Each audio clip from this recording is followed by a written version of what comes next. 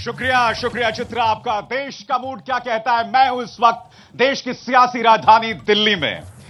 दरअसल हर तरफ से खबर जो आ रही है वो बीजेपी के लिए एक अच्छी खबर है, मगर हमें नहीं भूलना चाहिए कि एक वक्त एक बहुत अहम फैक्टर हुआ करता था जिसे हम टीना फैक्टर कहते थे, जिसका मतलब था कि देयर इज नो ऑल्टरनेटिव, कोई विकल्प नहीं है।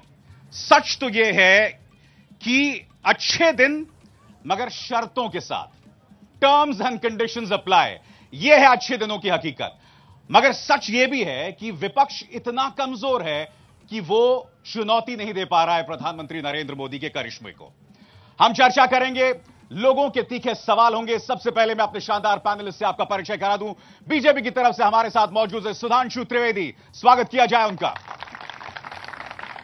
जयवीर शेरगिल कांग्रेस की तरफ से स्वागत किया जाए जयवीर शेरगिल का भी, और साथ ही दिल्ली की जनता अपने लिए और जोरदार ताली देके। चलिए, खुश तो बहुत होंगे आप।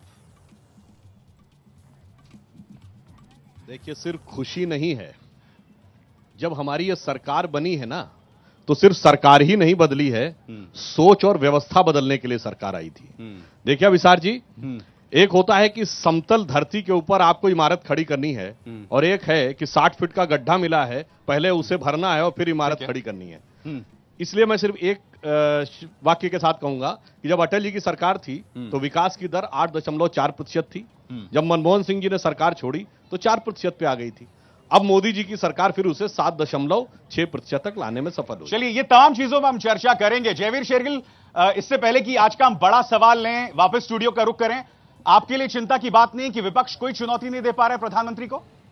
विपक्ष चुनौती देगा, दे रहा है, और 2019 में इन्होंने आंकड़े गिनाए, आंकड़े बाद की बात है, पर सच्चाई यह है कि मोदी सरकार का 3 साल का रिपोर्ट कार्ड लाल लकीरों से भरा हुआ है। अच्छे दिन केवल 3 लोगों के आए हैं, केवल गौरक्षक, अलगाववादी और आतंकवादियों के। आम आदमी को आज अच्छे दिन शब्द से डर लगना शुरू हो गया है। तो ये सच्चाई है, और ये भी है कि कहां तो तय हुआ था चिराग हर एक घर के लिए, और कहां मयस्सर नहीं रोशनी पूरे शहर के लिए। इन तमाम मुद्दों की हम विस्तार से चर्चा करेंगे, मगर इस सर्वे का बड़ा सवाल क्या है, सीधे रुख करना चाहेंगे हम नोएडा स्टूडियो का चित्रा के पास। बिल्कुल, और सीधा सा सवाल जो लोगों के बीच जाकर अभिसार हमने ये पूछा था कि प्रधानमंत्री पद के लिए सबसे बेहतर पसंदीदा उम्मीदवार आपके कौन है, ये बताने की जरूरत तो नहीं है, लेकिन आंकड़ों के जरिए अगर वो तस्वीर हम सामने रखें, क्योंकि मोदी की लहर बरकरार है, इस लिहाज से ये देखिए, पीएम की पसंद कौन? नरेंद्र मोदी को 44% लोग पसंद कर रहे हैं। 44% का आंकड़ा प्रधानमंत्री नरेंद्र मोदी के लिए। राहुल गांधी बहुत ज्यादा पीछे 9% पर, नीतीश कुमार 2% और ममता बनर्जी 1% पर, यानी कि नरेंद्र मोदी के आसपास अगर इन तीनों ही चेहरों को मिला दें उनके आंकड़ों को, तो भी कोई टिकता हुआ दिखाई नहीं दे रहा है।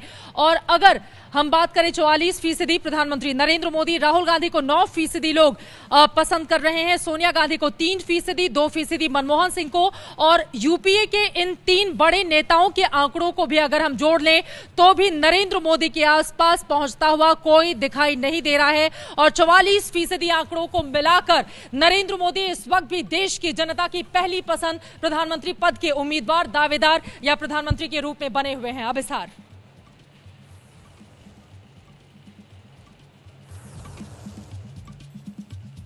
जयवीर शेरगिल, क्यों पड़े हो चक्कर में? कोई नहीं है टक्कर में। अगर माननीय प्रधानमंत्री की लोकप्रियता इस देश की समस्या हल कर पाती तो मैं चाहता यह आंकड़ा 100% भी हो जाता। आज माननीय प्रधानमंत्री के 3 वादे थे, युवा, सेना जवान, किसान, इन तीनों ने अच्छे दिन तो क्या देखे, बहुत बड़ी कीमत चुकाई है।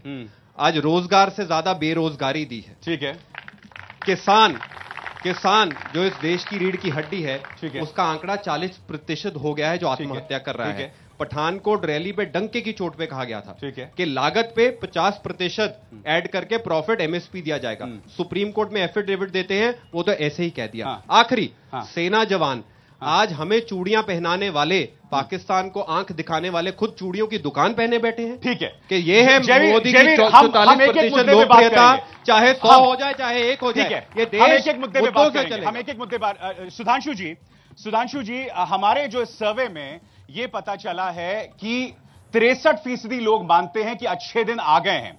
मगर क्या आप जानते हैं कि उन 63% में से 57% का यह मानना है कि पिछले 3 सालों में नौकरियां कम हुई हैं। उसमें से 69% लोगों का मानना है कि इस वक्त बेरोजगारी सबसे बड़ी समस्या है। वो प्रधानमंत्री जिन्होंने 2 करोड़ जॉब्स की बात की थी, आज इतनी दयनीय हालत हो गई है कि 2015 में 1.55 लाख जॉब्स, 2016 में 2.3 लाख जॉब्स। तो यह हकीकत है। देखिए अभिसार जी, पहली बात तो मैं कहूंगा कि ये जॉब को लेकर जो भी आंकड़े हैं, इनका अधिकृत सोर्स क्या है। दूसरी बात, मैंने कहा ना, हमारी सरकार सिर्फ सरकार नहीं, सोच बदलने के लिए आई थी। नौकरी सिर्फ जॉब नहीं है, आपकी आजीविका, आपका अध्यवसाय भी है। और वो मैं उदाहरण के साथ बोलता हूं कि मुद्रा योजना के अंतर्गत, जिसमें सिर्फ 10,000 से लेकर 10 लाख तक का लोन था, उससे ऊपर का था ही नहीं, यानी छोटा जो व्यक्ति काम कर रहा है, 7 करोड़ 75 लाख लोगों ने 12 मई तक उसमें लोन लिया है। इसका अर्थ हम ये माने, यदि 7 करोड़ 75 लाख में से मान लीजिए 60% ने भी एक नया जॉब क्रिएट किया होगा, तो इसका अर्थ यह हुआ कि 5 करोड़ जॉब या तो क्रिएट हुए या क्रिएट होने की स्थिति में है। नहीं, सोच में बदलाव का अर्थ यह है। जी, आप गोल पोस्ट चेंज कर रहे हैं। एक शख्स जिसने 2 करोड़ जॉब्स का वादा किया था, आज अगर आप ये तर्क दे रहे हैं, और सबसे दुखद बात यह कि आईटी सेक्टर में हाहाकार मचा हुआ है। खुद नेस्कॉम की रिपोर्ट कह रही है, मैकिन्जी की रिपोर्ट कह रही है, नेस्कॉम अपनी इस रिपोर्ट का खंडन कर चुका है। नेस्कॉम अपनी इस रिपोर्ट का खंडन कर चुका है। और आईटी के क्षेत्र में जो स्थितियां हुई हैं, आप यह भी ध्यान रखिए कि जब हमारी सरकार आई, आप मोबाइल आप सब लोग यूज करते हैं ना, मोबाइल बनाने वाली एक भी कंपनी भारत में फैक्ट्री नहीं थी। ठीक है, इस समय 72 फैक्ट्रीज हैं, जिसमें 42 मोबाइल बना रही है और 30 जो है वो एक्सेसरीज बना रही है। परिवर्तन आया है, ये परिवर्तन आया है। और एक चीज और कहना चाहूंगा भाई, एक बात, आप इस मूड को मत मानिए कांग्रेस के लिए। जो चुनाव परिणाम आ रहे हैं उसको भी मत मानिए। जो उसके बाद उपचुनाव हुए हैं, चाहे किसी राज्य में हुए हो, असम से लेके चंडीगढ़ और मुंबई से लेके सब जगह, वो भी आप मत मानिए। तो भाई ये तो आपकी दृष्टि है कि आप हकीकत को देखना ही नहीं चाहते। तो जिसे कहते हैं ना, समझ समझ के समझाओ उसको जिसको समझ है। नहीं, जो समझ के बिना समझे, समझो ना समझ है कि जयवीर शेरगिल विपक्ष की इतनी विश्वसनीयता कम है कि अच्छे दिन ना आने के बावजूद वो आप पर विश्वास करने को तैयार नहीं है, क्योंकि उसका विश्वास इस शख्स के ऊपर है। पहले अभिसार जी, आपके सोर्स पे प्रश्न उठाया सुधांशु जी ने। सोर्स बता देता हूं, ये लेबर ब्यूरो का है, जो कहता है सन 2011 से देखे, अगर उससे देखा जाए 25% गिरावट है जॉब जनरेशन में। दूसरा, आप नेस्कॉम की रिपोर्ट की बात करते हैं, वो रिपोर्ट खंडित नहीं हुई है, जो कहता है अगले 1 वर्ष में 70% युवा जो आज टेक जॉब्स कर रहे हैं, उनको नौकरी से निकालना पड़ेगा। आप नौकरी पैदा करने की बात कर रहे हैं। आज उत्तरी भारत में जो 25,000 फैक्ट्रियां, दिल्ली से लेकर अगर आप अमृतसर चले, बंद हो गई। आप अनऑर्गेनाइज सेक्टर की बात कर लीजिए, आज किसान अपनी मंडी में -18% पे सामान बेच रहा है। नहीं, मैं किसानों की बात में बात करूंगा। अब युवा की नौकरी की बात करूंगा। अब आईटी सेक्टर में आईआईटी 66% ड्रॉप है हायरिंग में। आज आईआईटी में यह हाल है, तो बाकी संस्थाओं और विश्वविद्यालयों में क्या हाल होगा? सुधांशु त्रिवेदी, यह अपने आप में बहुत हास्यास्पद है कि आप लेबर ब्यूरो के ही आंकड़े को खारिज कर रहे हैं। एक और आंकड़ा है, आप नेस्कॉम की बात कर रहे हैं। रविशंकर प्रसाद, जो आपके हमारे आईटी मिनिस्टर हैं, उन्होंने कहा था कि ये जो मैकिन्जी की रिपोर्ट आई है, मैं इसकी हकीकत में जाऊंगा, ये सही नहीं है, इसका मैं खंडन करूंगा, एक्सपोज करूंगा। यही रविशंकर प्रसाद नेस्कॉम को ही आधार बना के राज्यसभा में बयान देते हैं कि according to a report research from WEF, यानी कि वर्ल्ड इकोनॉमिक रिफॉर्म, अगले 3 सालों तक आईटी सेक्टर में जॉब्स नहीं जाएंगे। और यहां वो नेस्कॉम की रिपोर्ट का हवाला देते हैं। यानी कि मैं एक बात कहूंगा, आपके सुविधावादी हिसाब है। बिल्कुल नहीं, मैं आपसे एक बात कहूंगा भाई, नेस्कॉम और मैकेंजी की रिपोर्ट क्या है, उन तकनीकी पक्षों के ऊपर जाएंगे तो वो एक अलग प्रकार का डिस्कशन होगा। अगर ये सब कुछ सही है, मैं मान लेता हूं इनके आरोप, तो भाई आपके सर्वे वाले लोग जो 63% लोग कह रहे हैं, यानी तकरीबन 2/3 लोग मान रहे हैं कि बदलाव आ गया, वो क्या गलत है? क्या कह रहे हैं जॉब्स नहीं है? नहीं साहब, हम एक बात, भाई वो ये भी कह रहे हैं जॉब्स नहीं है। अब मैं फिर कह रहा हूं, अगर जॉब नहीं है तो देश जहां 60% युवा है, उसमें 63% लोग कैसे मान सकते थे? मैंने आपसे कहा ना, नया व्यवसाय क्रिएट होना अलग चीज है, नौकरी अलग चीज, व्यवसाय मिला है लोगों को। अन्यथा ये जो 8.25 करोड़ लोन लिए गए हैं, इनमें से नए व्यवसाय सृजित हुए, पर वो ऐसे छोटे हैं जैसे कोई एक चना मुरमुरा लगाने वाला है। जयवीर उसने शेरगिल। पैसा लिया और अपना मोदी काम कर सरकार रहा है। सोच बदल रही है और इसका क्रेडिट आपको इन्हें देना चाहिए। सोच तो बदल रही है और इनकी बदल रही है। आज महिला सुरक्षा से ज्यादा गौ सुरक्षा पे अहमियत है, ये सोच बदल रही है। और हर चीज आंकड़े और वोट के तराजू में नहीं तोली जाती। मोदी जी की लोकप्रियता 2014 में सबसे ज्यादा थी। 31% जनता ने सिर्फ मत दिया था। 70% जनता ऐसी है जिसने मोदी सरकार को मत नहीं दिया। और आप कहेंगे जो उन 37% की जो समस्याएं हैं, मुद्दे हैं, हम उस पर बुलडोजर चला देंगे। मैं पूछता हूं इनसे, गौ रक्षा का मामला, वो सैनिक के पीड़ित परिवार, 200 सैनिक पिछले साल शहीद हुए हैं, यह आंकड़ा सबसे ज्यादा है। राजनाथ सिंह जी ने पानाजी 10 सितंबर 2015 में खुद बोला है 135% घुसपैठ बढ़ गई है इस देश में। तो मैं कहता हूं जो मोदी सरकार 56 इंच का सीना दिखा के, इन युवाओं को सपने दिखा के, रैली में क्या बोला था, 50 साल के लोगों की जीवन में मैं इतना परिवर्तन नहीं ला पाऊंगा, पर इन युवाओं का जीवन बदल दूंगा। अरे भाई, रोजगार से ज्यादा आपने तोहफे में बेरोजगारी दे रही। आज डिग्रियां क्या नौकरियों में तब्दील हो रही है। स्किल इंडिया जो युवाओं पे 2100 करोड़ का बजट एलोकेट किया था, मैं मुबारकबाद देता हूं। इस्तेमाल कितना हुआ? 850 करोड़। जवाब ये इनका आंकड़ा है। सुधांशु, कथनी और करनी में फर्क, बुनियादी मुद्दा ये है यहां पे। अगर आप कथनी और करनी की बात, इन्होंने पहला विषय सेना से शुरू किया था। ठीक, हमारी सरकार ने पहली बार 1971 के बाद सेना पार करके सर्जिकल स्ट्राइक की और उसे कहा भी कि हमने किया है। आपकी सरकार की बात करते हैं। बताइए, 65 जीता, 71 जीता, और क्या हुआ? ये सुलह की शक्ल को संवारते रहे और हम जीतने के बाद बाजी हारते रहे। और वो लोग आके आज हम लोगों को इस बात की शिक्षा दे रहे हैं सेना के ऊपर। याद करिए, पिछली सरकार की बात करता हूं, नरसिम्हा राव की सरकार पोखरण विस्फोट करने की हिम्मत नहीं कर पाई थी, अटल जी की सरकार ने किया था। तो जब जब भाजपा आती है, भारत की राष्ट्रीय सुरक्षा और इसके ऊपर हम दृढ़ता के साथ चलते हैं। जयवीर शेरगिल, पहले तो सुधांशु जी, भाजपा और कांग्रेस से हटके बात करनी चाहिए। ये सेना पे इतना आरोप मत लगाइए कि उरी से पहले आज तक अभी सर्जिकल स्ट्राइक ही नहीं हुई थी। सबसे पहले, एक मिनट। दूसरा, आप कहते हैं हमारी सरकार से तुलना, सरदार मनमोहन सिंह पाकिस्तान नहीं गए। आपके नेता पाकिस्तान डे पे यहां पकवान खाते हैं और नरेंद्र मोदी वहां शीरमल खाते हैं जब कर्नल महादित की चिता जल रही होती है। कहां शीरमल खाते हैं? मुझे तो कहां की बात कर रहे हैं मोदी जी? का एक मिनट। आईएसआई पंजाब से हूं, आतंकवाद का सबसे बुरा दौर देखा है मैंने। मेरे कई परिवारों की सदस्यों की भी जान गई है। जो आईएसआई हमारे सैनिकों का लाल लहू बहताते हैं, उनको लाल कालीन बिछा के आपने पाकिस्तान से बुला लिया। चलिए, आपके सदस्य आईएसआई के लिए जासूसी करना। मैं एक बात कहना चाहूंगा, इन्होंने सेना के अपमान की बात कही तो सर्जिकल स्ट्राइक सेना ने प्रेस कॉन्फ्रेंस करके कही थी, सरकार ने नहीं। अगर आप उसको डिनाई कर रहे हैं तो सेना का अपमान आप कर रहे हैं। सर्जिकल देखिए, मैं सर्जिकल स्ट्राइक पे बहस नहीं करना चाहता हूं। मेरे सामने कुछ आंकड़े हैं। एक बात की कहना चाहूंगा। अपनी बात उन्होंने कहा कि मनमोहन सिंह पाकिस्तान नहीं गए थे, सरकार रहते नहीं गए। आपके तो सरकार हटने के बाद पूर्व विदेश मंत्री सलमान खुर्शीद और मणिशंकर अय्यर ना सिर्फ पाकिस्तान गए, पाकिस्तान में जाके कहा मोदी को हटाओ तब ठीक होगा। ठीक है, और एक मिनट सुधांशु जी, सीधा सवाल है। सर्जिकल स्ट्राइक वाले साल में 66 भारतीय सैनिक मारे गए। सर्जिकल स्ट्राइक के बाद ऐतिहासिक तौर पर एलओसी से जुड़े परिवार मारे जा रहे थे, 4 सदस्य एक फैमिली के। इसके अलावा 2014 में कुल 161 सैनिकों की मौत, 2015 में 155, 2016 में 180 और अभी तक यानी कि 2017 के इन 4 से 5 महीनों में 89 सैनिकों की मौत।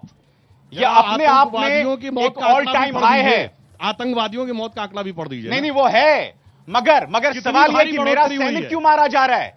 आपकी ऐसी क्या पॉलिसी है जिसके चलते मेरे सैनिक की बीवी विधवा हो रही है, उसके मां के आंखों में आंसू है? आपकी ऐसी क्या नीति है सुधांशु जी? सैनिकों के मारे जाने पर हमें पूरी संवेदना और दुख है, मगर माफ कीजिएगा, हमारी सरकार में यह नहीं होता कि दंतेवाड़ा में सीआरपीएफ के 100 जवान मारे जाएं और जेएनयू में उसकी खुशियां मनाई जाएं और इनकी सरकार चुप बैठी रहे। सर, जो लोग दंतेवाड़ा में मारे जा रहे हैं उन पर अंकुश लगाना भी सरकार का कर्तव्य है। 2 तरीके में जो कर रहे हैं वो लोग और एक अंकुश नहीं लगाएंगे। पॉलिटिकल अंकुश आपको लगाना है सर, अंकुश आपको लगाना है। मेरे सैनिकों की जान जा रही है, अंकुश आपको लगाना है। फिर मैं उसका जवाब दे रहा हूं। हम अपनी तरफ से पूरा अंकुश लगा रहे हैं, पर हमारी सरकार में माफ कीजिएगा यह भी नहीं हो रहा है कि इसी संसद भवन पे अटैक हुआ था, जिन शहीदों के लोग मारे गए, किसकी सरकार थी? हाँ मैं जवाब दे रहा हूं ना। हाँ। उनके परिवार वालों ने मेडल लौटा दिए, मगर अफजल गुरु को 7 साल तक इसका फांसी नहीं दी। त्वरित जवाब दीजिए, फिर सरकार मेरे को वापस स्टूडियो का रुख करना है। सुधांशु जी, अगर इस देश की सरहद की समस्या जेएनयू के कुछ छात्रों को अंदर दे के सॉल्व हो जाती तो जितने मर्जी दे दीजिए, 1 मिनट टोका नहीं मैंने आपको। और वो पीड़ित परिवार आपसे सिर्फ एक प्रश्न पूछ रहे हैं। मोदी जी ने डंके की सौगंध है इस मुझे धरती मैया की, ये देश नहीं झुकने दूंगा। अरे ये देश, ये सैनिक खून बहा रहे हैं। सबसे बुरा आंकड़ा है मिनिस्ट्री ऑफ होम अफेयर्स की वेबसाइट पे, सबसे ज्यादा सिविलियन कैजुअलिटी। आप नक्सल की अटैक करती बात करते हैं, सीआरपीएफ पे जिस दिन हमला हुआ तो ऐसा सामने आया 50% इक्विपमेंट जो नक्सल से लड़ने के लिए चाहिए था वो था ही नहीं। चलिए, उरी अटैक के बाद उनकी पोस्टरबाजी जरूर की, पर आते ही उन सैनिकों की पेंशन काट दी। क्या यह तोहफा दिया है हमने सैनिकों का? चलिए दूसरे, एक मिनट के लिए सैनिक जवाब देने का मौका दूंगा। वेबसाइट का मैं आपको जवाब देने का मौका दूंगा। नहीं कहां की बात बोल रहे हैं? 40 साल से ओआरओपी तो दिया नहीं, बाकी भाषण दे रहे हैं कि हमने ये नहीं किया, हमने वो नहीं किया। की चिट्ठी अपने आंकड़े। चलिए मैं वापस नोएडा स्टूडियो का रुख करता हूं आज के दूसरे बड़े सवाल का। चित्रा, लोकप्रियता के पैमाने पर प्रधानमंत्री नरेंद्र मोदी कहां पर खड़े होते हैं, जल्दी से वो आपको बता देते हैं। देश का मूड क्या है ये तो लगातार दिखा ही रहे हैं, 44% के साथ पहली पसंद बने हुए हैं। लेकिन मोदी की लोकप्रियता देखिए 2014 में और अभी की क्या है।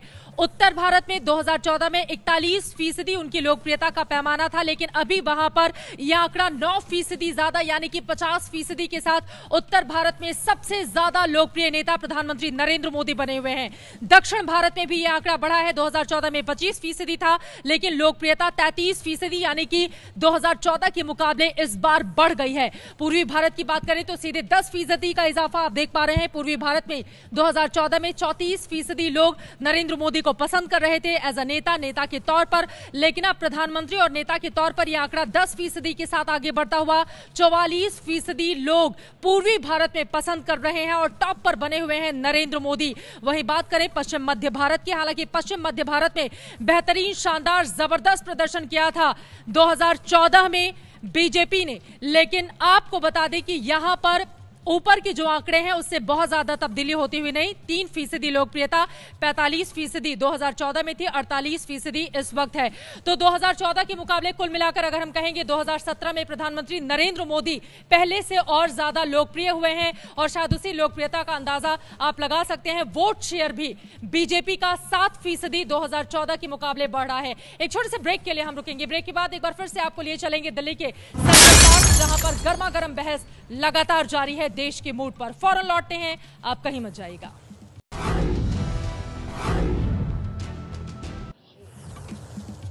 हम इस वक्त दिल्ली के सेंट्रल पार्क में और यहां पर जनता और उनके सवालात होंगे। दरअसल ये देश है हीरोज का। अगर आपके सामने कोई नायक दिख जाए ना तो हमारा उसमें अटूट विश्वास दिखाई देता है। सवाल यह कि अगर बीजेपी को 331 सीटें मिल रही हैं तो क्या इसकी वजह यह नहीं कि जनता का विश्वास प्रधानमंत्री नरेंद्र मोदी पर है? काम वैसा नहीं है जैसा कि वादा किया गया था। यह अपने आप में सवाल है। चलिए सवालात का सिलसिला शुरू करते हैं। पहला सवाल जी सर, सुधांशु जी से मेरा एक सवाल है कि अभी आपने बेरोजगारी के बारे में कहा। चलिए रोजगार देना तो बात की बात है, मैं आपसे एक सवाल पूछता हूं कि अभी तक आपने 7th CPC भी गवर्नमेंट एम्प्लॉय को नहीं दिया, तो हम आपकी बात को कैसे मान लें कि आपने एम्प्लॉयमेंट दे दी? ठीक है, सीधा सवाल सीधा जवाब। उस विषय में सरकार प्रक्रिया कर रही है, वह कार्य शीघ्र ही संपन्न होगा। जवाब थोड़ा सा हल्का था। अगला सवाल। सर, मैं राजस्थान से हूँ। राजस्थान में देखा जाए तो 2014 में सबसे ज्यादा बीजेपी को राजस्थान से सीटें मिली है, लेकिन राजस्थान में सबसे जॉब का स्तर कम है। उसके बारे में आप क्या कहना चाहेंगे सर? जी, वहां से किसी ने चिल्लाया सरकारी नौकरी नहीं निकल रही है और वो लेबर ब्यूरो के आंकड़ों से साफ हो जाता है। इस सवाल से आप बच नहीं सकते सुधांशु। देखिए, मैं एक और बात भी कहना चाहूंगा। जैसे आज से 20-25 साल पहले जब ग्लोबलाइजेशन और लिबरलाइजेशन का दौर आया था, उससे पहले सब कुछ सरकारी नौकरी थी।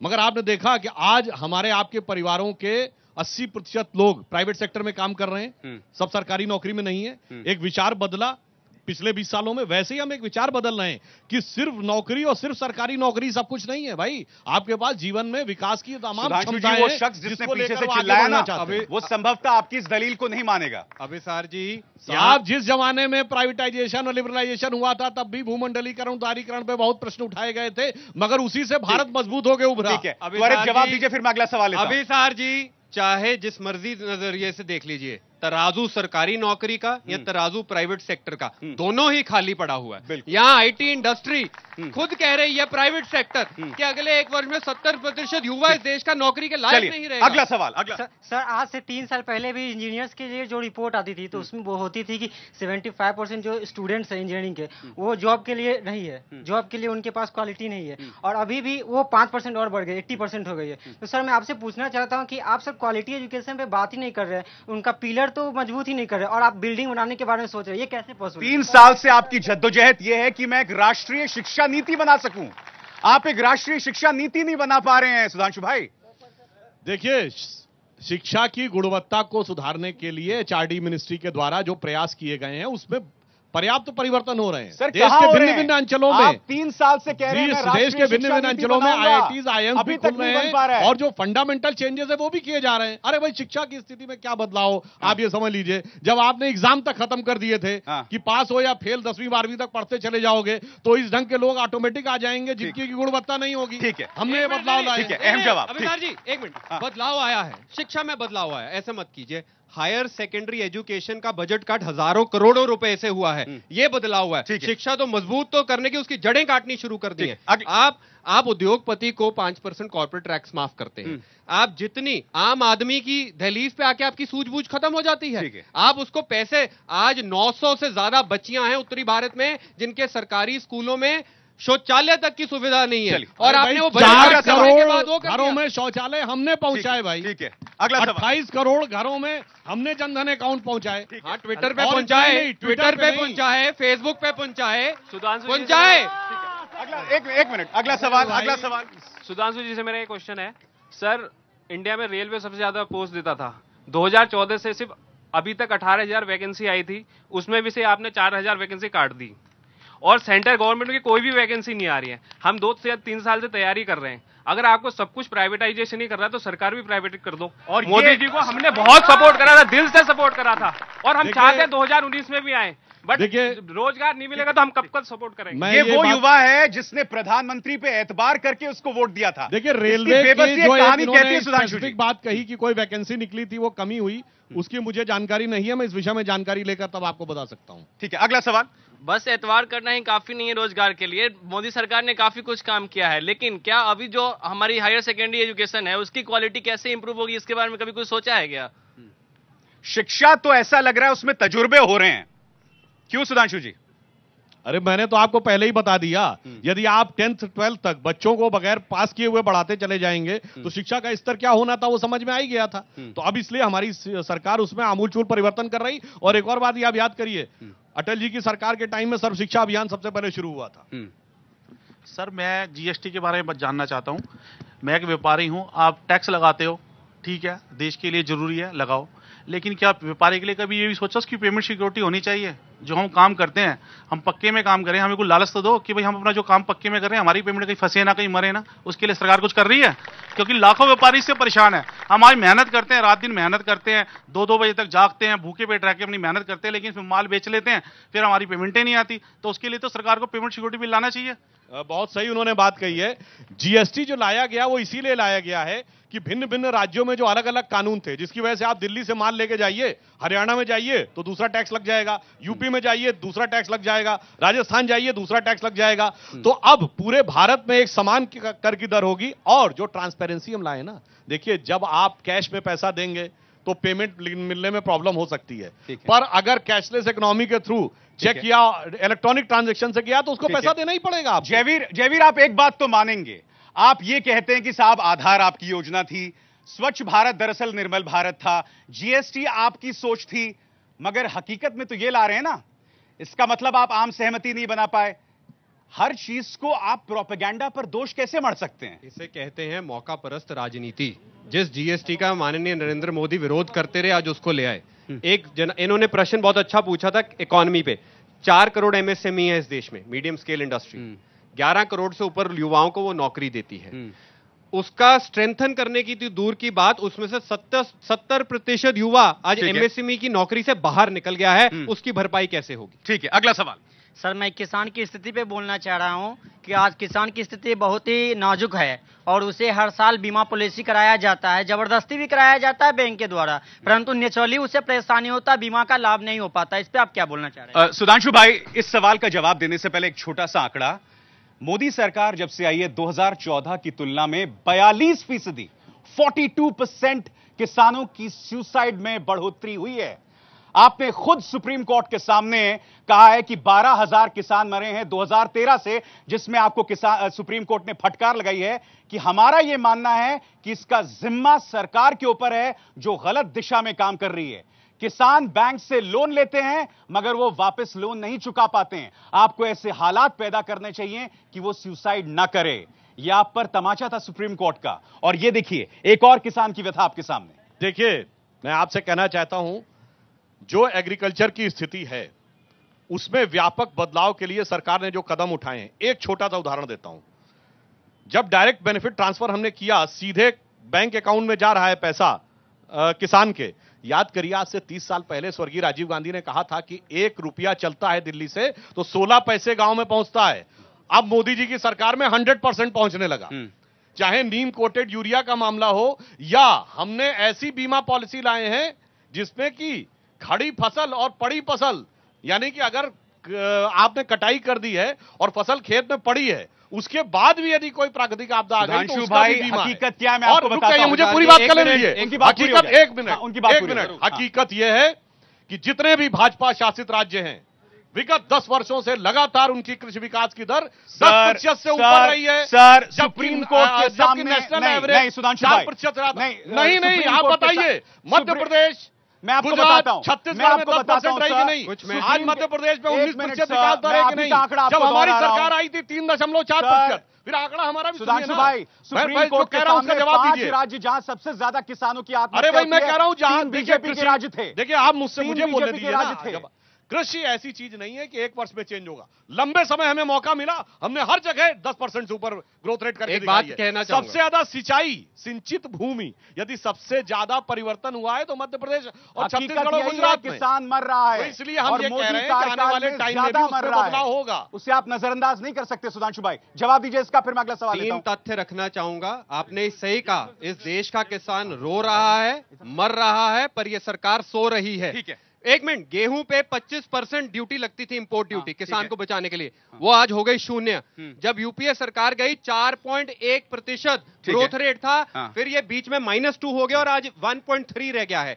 और महान थी आपकी सरकार की 44 सीटों पर। नहीं, आज देखिए, क्या वो किसान से पूछ लो, आज पंजाब से आज तक किसी को सुना था पंजाब में किसान आत्महत्या कर रहा है? सन 2016 में 250 किसानों ने आत्महत्या कर ली है। सुधांशु जी, एक चीज बता दें जो मंडी में प्रॉफिट में बिक रही है। एक चीज मैं चैलेंज देता हूं। सुधांशु भाई, और सवाल है। में आपने कहा एमएसपी देंगे, तो मुझे आपको वोटें पड़ी, आपको वोट पड़ी। जवाब दे दीजिए, जवाब दे दीजिए। जयवीर, मुझे उत्तर बता दीजिए। भारत के फूड ग्रेन पूल में, यानी अनाज भंडार में सबसे ज्यादा कंट्रीब्यूशन करने वाला राज्य पिछले 3 साल से कौन है? फूड ग्रेन में 22,000 करोड़ का स्कैम करने वाली सरकार भी अकाली दल की है। चलिए, अगला सवाल। मध्य प्रदेश है, मध्य प्रदेश है करने वाली अकाली दल की सरकार। 1 मिनट, अगला सवाल।